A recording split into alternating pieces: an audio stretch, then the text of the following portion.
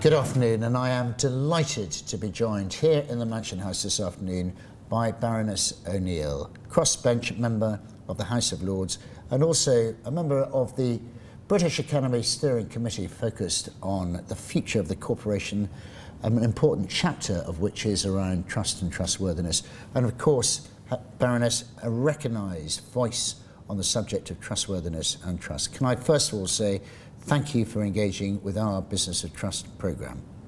Lord Mayor, it's a pleasure to be here to talk about it. Thank you. My first question, we've been discussing the 5 civic principles, and my first question is that if you had to choose one, which one would you choose and for what particular reason? I'm going to be greedy and choose honesty and competence, and the reason is that competence is highly relevant to action. I don't want somebody who isn't a competent dentist to deal with my teeth or a competent car mechanic to deal with my car. But honesty is important in everything too. So I want them to be honest and competent. That is a very, very clear message. Taking us on to the second question, you're aware we've had a community, a Leaders of Tomorrow community, who we've encouraged to come up with a series of recommendations for business. And I wondered, within the blue box, is there a particular recommendation coming out of our Leaders of Tomorrow community that catches your eye, that you would choose above others? The one that really catches my eye is having a purpose. And I think corporations need to define a purpose, and it is not simply the bottom line.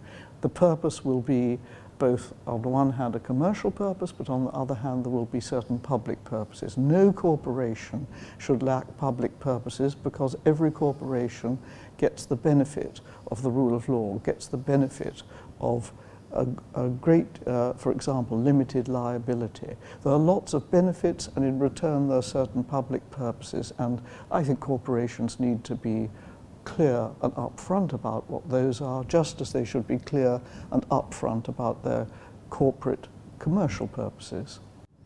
And in your experience, recent experience, discussing these sort of topics with boards and with corporates and companies, how easy do they find that? Do they find that exercise easy? Do they find it rewarding? What's your experience of the boards? I think it's fairly variable. I think any business you can imagine would say, well, by the way, our purpose is to provide retail services of this sort in this area, or our purpose is to manufacture cars, or whatever it is. They would have clear views about purpose that are not reducible to just the bottom line. And that, I think, tells one why purpose is so important, because purpose is about the culture you have as well as the regulation that applies to you. Your purpose is something wider. The purpose is where you bring together the outlook of your colleagues throughout an industry or a corporation. That is a very clear message. Thank you.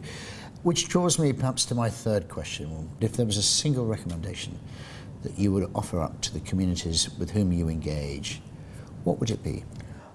Don't try to obtain trust without paying attention to trustworthiness. Trust is worth having if it's directed to trustworthy businesses, trustworthy colleagues, trustworthy people in any walk of life. But just trust abstracted from trustworthiness is mere reputation management, and I don't think we should go for trust in isolation. You have very consistently applied the importance of and the difference between trustworthiness and the abstract form of trust itself.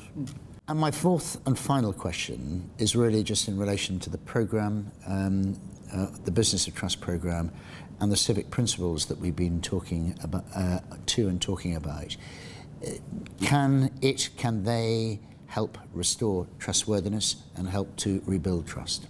I think it's a quite long journey, because actually we're talking about a culture change. We're talking about the way we introduce people to the culture of businesses and other institutions, and they have to feel part of it. And to my way of thinking, what ultimately matters for people is that they feel a pride in the enterprise or business they work for. They think, I would be ashamed to do this or that is untrustworthy, and I am proud that I work with people who are trustworthy. But That's not a matter of an overnight change. One's not looking at something that the regulator can say, tick this box. One's looking at something that has to change in the way people address their working lives. The culture embedding a sense of personal responsibility in the individuals that make up the organisation. Indeed, personal responsibility, team responsibility, the very things we cultivate in sport, where we think the team have to pull together. A team doesn't do very well when its members don't pull together. Thank you. Baroness O'Neill, thank you so much for engaging with our Business of Trust programme. It's been a delight to interview you this afternoon. Thank you very much. Thank you for talking to me.